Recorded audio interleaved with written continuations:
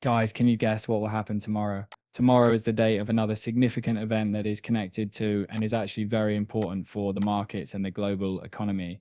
Guys, it looks like this week is going to be explosive because of all these outside factors. For example, there are rumors that QT will be ending soon, right? That's why I still don't think we've reached our peak, guys, if or when that occurs. All right, because the Fed began printing an absurd amount when they last ended QT and began printing isn't cryptocurrency soaring.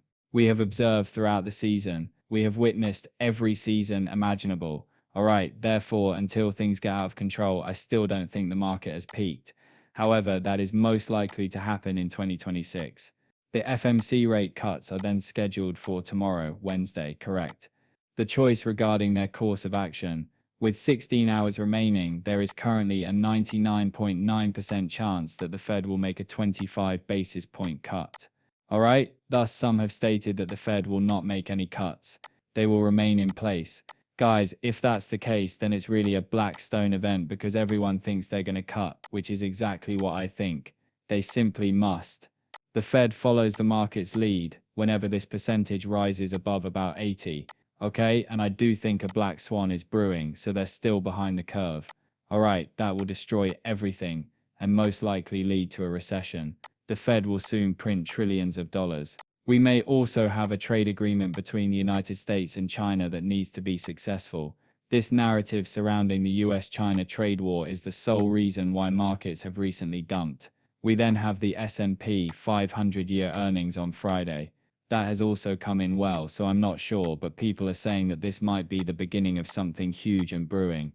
Thus, Q4's most crucial week has arrived. The markets will become more transparent regarding rates, liquidity, earnings, and international trade in a matter of days. For the remainder of the year, there are four factors that determine how money moves. On Wednesday, the Fed will meet. A rate cut of 25 basis points is already factored in. What Powell says next is what counts now. Will this be a one-time change or the beginning of a longer period of easing? The end of quantitative tightening may be the more significant change. If verified, it indicates that the Fed no longer removes liquidity from the markets but rather stops draining it. Now that they don't inject the liquidity guys correctly, they'll start printing a lot of risky assets. How then is it possible for anyone to be bearish? Correct. Until the UCT that dominates the charts and removes all of the liquidity from the lower side area, we won't top out, correct? Look at this, guys. XRP is currently the #1 cryptocurrency and is fiercely opposed to Bitcoin. Take a look at this UCT, which is the dominant chart.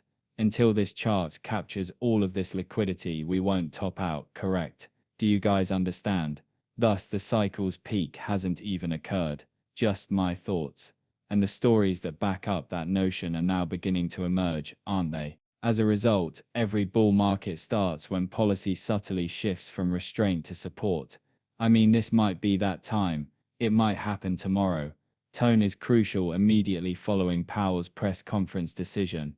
Well, there are a lot of cuts coming from these companies, so if he acknowledges progress on inflation or growing risks to the labor market, which is weakening as we speak, it could signal confidence to keep cutting, which I believe they will do.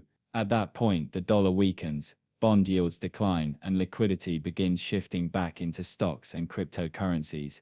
Then, a few days after today, earnings storm arrives. Alright, guys, this is a big week. Microsoft, Alphabet, Meta, Apple, Amazon. When combined, these five accounts for about 1/5 of the S&P 500. The stock and cryptocurrency markets will rise in response to a better earnings report. And then at last we have the potential trade agreement, guys. This week is crazy. Get ready for the best, right? Be ready for the worst. It sparks everything right tomorrow.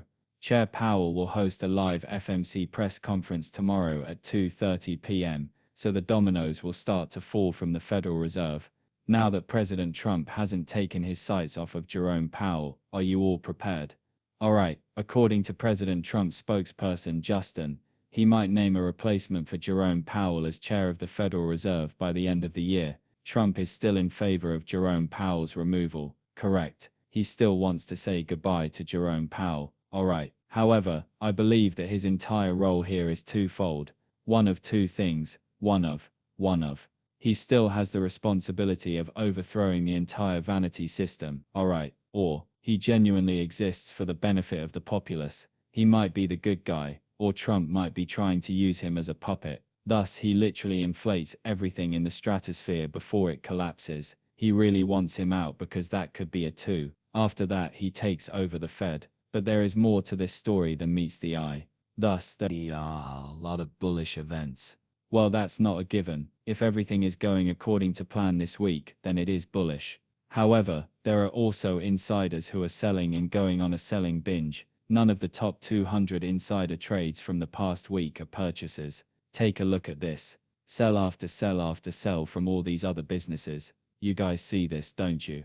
By the way, it's worth millions of dollars. Alright, if not more. Guys, we are already aware of what insider trading is. It's likely that one guy received the call and shared the information with all of the stock market participants. They're all selling too. Not to mention insider trading alert for Nancy Pelosi. Nancy Pelosi sells up to 250,000 shares of Apple. She hasn't traded on a Saturday since June. Hold on, so she just sold $250,000 worth of Apple stock. Hold on a minute, isn't this Thursday when Apple will release its earnings? Take a look at that. She believes that it might come out negatively because LSU is attempting to deceive everyone. As a result, she believes that $250K is nothing because people have been following her around and tracking her trades. She might be attempting to deceive people into buying, but the news actually comes out favorably. We have Jim Cramer, so be ready for that. Don't trade it, right? Nvidia owns it. He simply states that he told them to own Nvidia. He believes in Nvidia. What does that indicate?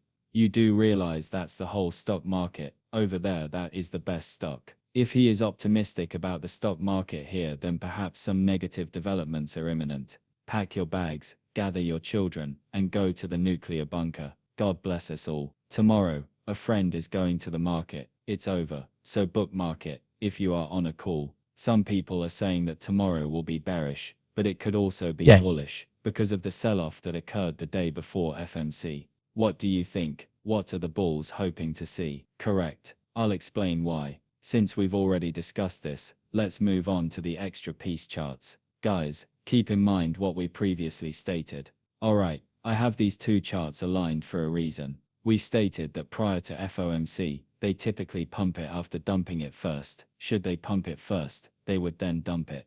Alright, and they're dumping it now. However, I've noticed something really intriguing about XRP compared to Bitcoin, don't you think? Prior to tomorrow, and the remainder of the week, which is crucial, isn't it? There has been some correlation between XRP and Bitcoin, correct? Bitcoin is declining as a result of the recent dump that took place here. Correct. However, it isn't preventing XRP. Observe its actions. It's separated. Take a look at that, right there from this point. Bitcoin is declining while the extra piece is rising. Why is that the case?